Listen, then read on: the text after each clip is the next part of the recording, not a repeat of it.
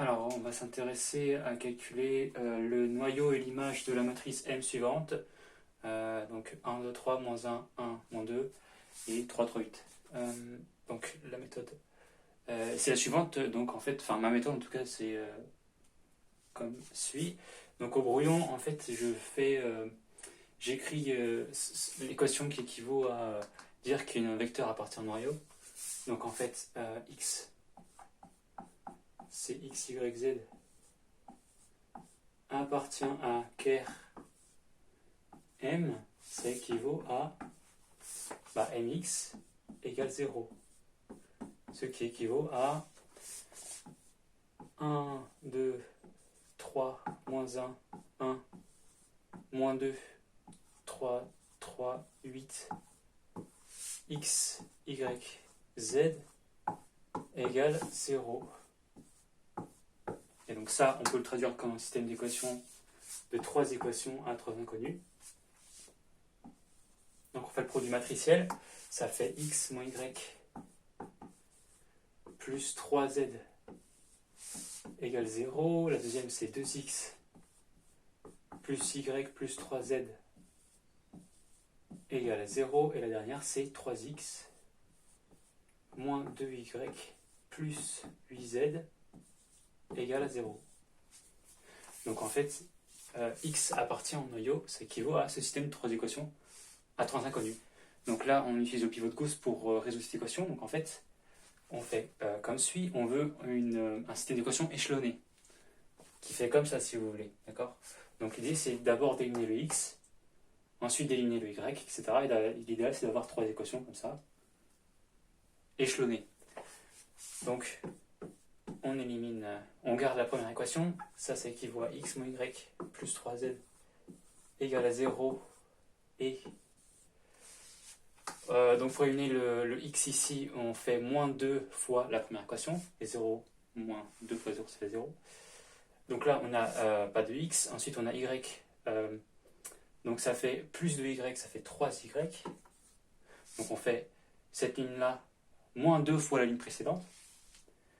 Donc ça fait 3 moins 2 fois 3, c'est-à-dire moins 3. Donc ça fait 3y moins 3z égale 0. Et pareil pour cette ligne-là, on fait cette ligne-là moins 3 fois la première ligne. Donc il n'y a plus de x, de sorte à ce qu'il n'y ait plus de x. Et 0x. Et là, on fait moins 2 fois moins 3 fois moins 1. C'est-à-dire moins 2 plus 3. Donc ça fait 1. Y. Et ensuite, moins 2 fois 3, ça fait moins 6. Donc ça fait... c'est moins 3 fois 3, ça fait moins 9. Donc là, on a un moins z égale à 0. Voilà. Et donc en fait, ce qu'on constate cette fois-ci, c'est que ces deux équations ici sont les mêmes. D'accord ? Cette 3y moins 3z égale à 0, on peut diviser par 3 si on veut, mais en gros, c'est équivalent à dire que y égale à z. Et y moins z égale à 0, c'est équivaut à dire y égale à z. Donc finalement, ces deux équations, en fait, il y en a une des deux qui est obsolète. On dit deux fois la même chose, on dit 1 égale à 1 et 1 égale à 1. Bon voilà. Même ça, c'est pas dire grand chose, mais par exemple, si on a x égale à 1 et x égale à 1, le système d'équation suivant, je peux le simplifier en x égale à 1. Deux fois la même équation. Là, c'est la même chose. Donc, on écrit donc juste l'équivalence suivante, x moins y plus 3z égale à 0 et y moins z égale à 0 par exemple. Très facile de démontrer cette équivalence, donc ce sens-là est direct puisque là on a une équation de plus, et pour le sens retour, comme on a y moins z égale 0, 3y moins 3z égale 0. Terminé. Donc on a bien cette équivalence-là. Et donc là on a un système d'équations qui est échelonné. J'ai envie d'appeler ça échelonné. Voilà. Comme ça. Voilà. C'est-à-dire que là on a une équation x, y et z. Là on a une équation y et z, pas en x. Et ce qu'il faudrait... typiquement, ce qu'on pourrait également avoir, l'idée c'est par exemple si là on avait par exemple un 2, on pourrait continuer à échelonner et l'idée ce serait d'avoir une troisième équation juste en z.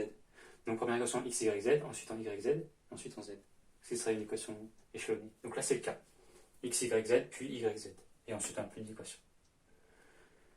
Et donc quand c'est échelonné, c'est bon, c'est gagné. Donc ça veut dire qu'en fait, notre noyau, il est déterminé exactement par ces deux équations qui sont donc indépendantes, puisqu'on a un système d'équations échelonné. Voilà, donc en fait, maintenant, on est dans un espace de dimension 3. Une équation dans un espace de dimension 3, ça détermine, donc si on prend l'équation x moins y plus 3z égale à 0, dans R3, ça définit un hyperplan. Enfin, même pas dans R3, mais dans n'importe quel espace, en fait, une équation, ça détermine un hyperplan. Et donc dans R3, là, ça définit un hyperplan de R3, donc un plan, en fait. Et donc, il faut imaginer R3, hop. Cette équation-là, c'est un plan. Comment on dessine un plan?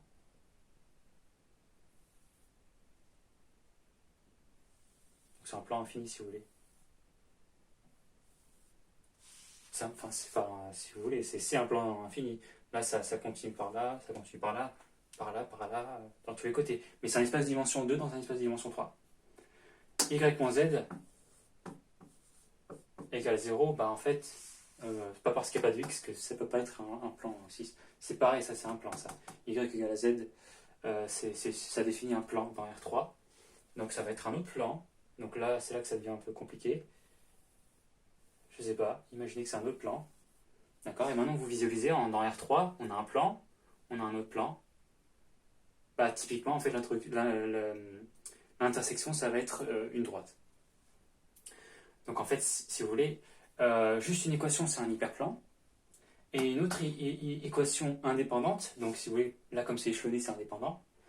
Ça va faire l'intersection d'un hyperplan. Parce qu'en fait, si on considère ces deux équations-là, on considère l'intersection de l'hyperplan défini par cette équation-là et l'hyperplan défini par cette équation-là. Et donc en fait, on réduit juste la dimension de 1 à chaque fois, en fait, puisque ce sont des équations indépendantes. Donc là, c'est-à-dire que là, juste cette équation-là, ce serait un espace de dimension 2. Et comme on a en plus l'intersection avec cet hyperplan-là, du coup, on aura un espace de dimension 1. Voilà. Mais c'est important que le système soit échelonné pour pouvoir considérer comme ça. Pour pouvoir considérer de cette manière-là. Donc là, on a l'intersection de deux hyperplans indépendants, si vous voulez, d'intersection réduite à 0, en fait. C'est comme ça que vous pouvez l'interpréter. Et donc, l'ensemble défini par ces deux équations-là, c'est une droite. Donc, il suffit de déterminer juste un point non trivial qui vérifie ces équations-là. On rappelle, donc, on veut un sous-espace vectoriel de dimension 1. Donc, il suffit de déterminer juste un point non trivial de ce sous-espace vectoriel. Et on a ainsi le sous-espace vectoriel complet. Donc, quand on veut un point non trivial, on n'a qu'à considérer si y égale 0, ça fait z égale 0, ça fait x égale 0, donc c'est pas bon. Donc, on a juste à considérer y égale à 1, par exemple. Ça va impliquer que z égale à 1 également, avec cette équation-là. Et avec cette équation-là, ça va impliquer que x va être égal à 3 moins 1, ça fait 2, donc ça fait moins 2. Donc voici un point, et en fait c'est le point qui détermine entièrement le sous-espace vectoriel KRM. Donc à partir de là, on peut directement dire, donc en fait, si vous écrivez ça, en fait, vous pouvez directement dire KRM égale vect de ce vecteur-là, moins 2. Je vais effacer ici, hop. Également l'intersection de ces deux hyperplans, enfin de ces deux hyperplans, donc deux plans dans les 3, moins 2, 1, 1, hop, on peut également l'écrire comme ceci, moins 2, le sous-espace vectoriel engendré par moins 2, 1, 1, on peut également l'écrire comme ceci, R fois le vecteur moins 2, 1, 1, c'est des écritures équivalentes, ça, moins 2, 1, 1. Donc pour trouver ce vecteur-là, je rappelle, on a juste pris une valeur au pif de Y, on aurait pu prendre pi si vous voulez, bon. Et on a donc déterminé immédiatement que z devait valoir y égale à 1 et que donc x obligatoirement devait valoir moins 2. Voici comment on a déterminé KRM. Et comme avec notre raisonnement qui dit que une équation c'est une baisse de dimension, deux équations c'est donc deux baisses de dimension, donc dans l'espace de dimension 3, on est passé à un espace de dimension 1, 3 moins 2, 1. On est de dimension 3, sans équation on a dimension 3. D'accord ? On cherche un vecteur x, y, z tel que rien. Bon, c'est dimension 3, c'est R3, d'accord? Maintenant, si on a une équation, c'est dimension 2, d'accord? Un plan, on diminue de 1. Et si on a une autre équation, donc indépendant, si on a un système échelonné, on réduit encore la dimension de 1, et donc on a la dimension de 2, on passe à 1. Et donc, il suffit de trouver un seul vecteur dans ce cas, d'accord? Donc on a trouvé un vecteur, et donc on peut dire directement qu'Rm égale à ça. Bon, maintenant, moi j'estime que c'est un peu long, et donc ce que je fais, c'est que je fais ça brouillon, et qu'après, je rédige comme ceci. Donc, on va garder, donc tout ça pour dire, moins 2, 1, 1, c'est un vecteur du noyau, et c'est le seul en fait. Et donc nous, on va un peu essayer d'être plus concis dans la rédaction.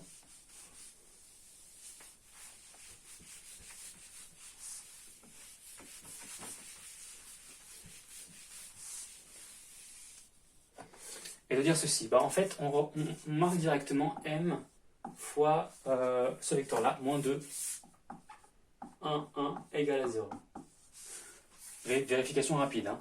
Moins 2 fois 1, ça fait moins 2. Donc ça fait moins 2, moins 1, ça fait moins 3, plus 3, 0. Ensuite, moins 4, plus 1, ça fait moins 3, plus 3, ça fait 0. Et ensuite, moins 6 ici, ça fait moins 8, plus 8, ça fait 0. Donc on a bien ça est égal à 0. Ok. Donc on dit donc qu'Rm contient vecteur de moins 2, 1, 1. Donc déjà on peut dire ça. Maintenant ce qu'on va faire par exemple c'est compléter moins 2, 1, 1 en une base de m. Donc en fait, par exemple on peut dire, vous voyez, 1, 0, 0, 0, 1, 0, très simple, hein, 0, 0, 1. Ok, donc ça c'est l'unité. L'idée c'est de mettre moins 2, 1, 1. Voilà, façon très simple de compléter moins 2, 1 en une base. Ça c'est des déterminants 1. Voilà, déterminant de cette chose-là c'est 1. Donc, 1, 0, 0, 0, 1, 0, pardon, comme ça, 0, 1, 0, moins 2, 1, 1, ça, c'est une base de R3. Donc c'est une base de R3. Et donc en fait, on a juste à dire, regardez, M de 1, 0, 0, ça vaut, ça vaut la première colonne, 1, 2, 3.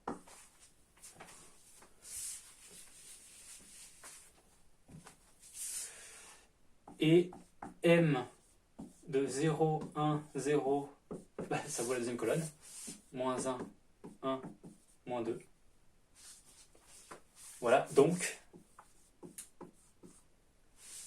on a donc que, en fait, on a une base, ok. Cet élément-là, il n'est pas dans le noyau, cet élément n'est pas dans le noyau, cet élément est dans le noyau. Donc le noyau, en fait, il est dimension 1. Donc 10 de Km, ça vaut 1. Donc en fait, Km, c'est exactement l'espace engendré par moins 2, 1, 1. Terminé. Et même mieux, en fait, on aime l'image, en fait. On a l'image, pourquoi? Parce que, du coup, cet élément est dans le noyau, celui-là est dans le noyau, donc, sinon c'est 0. Mais cet élément-là, son image, c'est 1, 2, 3. L'image de 0, 1, 0, c'est 1, moins 1, 1, 2. Donc, on a également im, ça va être... Voilà, donc ça forme une base.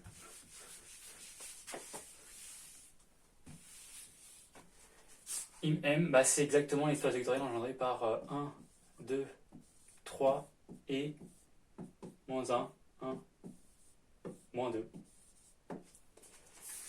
Et ça, c'est clairement un espace de dimension 2, puisque ces deux vecteurs-là ne sont pas linéairement... ils sont linéairement indépendants. C'est très facile à voir. Hein. S'ils étaient linéairement dépendants, en fait, celui-là, il faudrait forcément, en voyant le point de coordonnée, moins 1 fois celui-là, et donc ça directement contredit par la deuxième coordonnée. Donc voilà, donc non seulement on a l'image, im égale à ça, Et on a aussi ker m égale à ça. Et donc là, vous constatez que notamment le théorème du rang, il est vérifié, c'est-à-dire que RGM, voilà, ici ça vaut 1, sa dimension de l'image, pardon, donc ça vaut 2 ici, et dim de ker m, ça vaut 1, voilà, c'est la droite orientée par moins 2, 1, 1, et on a bien la somme des deux qui vaut 3. 2 plus 1 égale à 3, et c'est bien la dimension de A3. Donc on a bien le théorème du rang. Voilà, je vous remercie.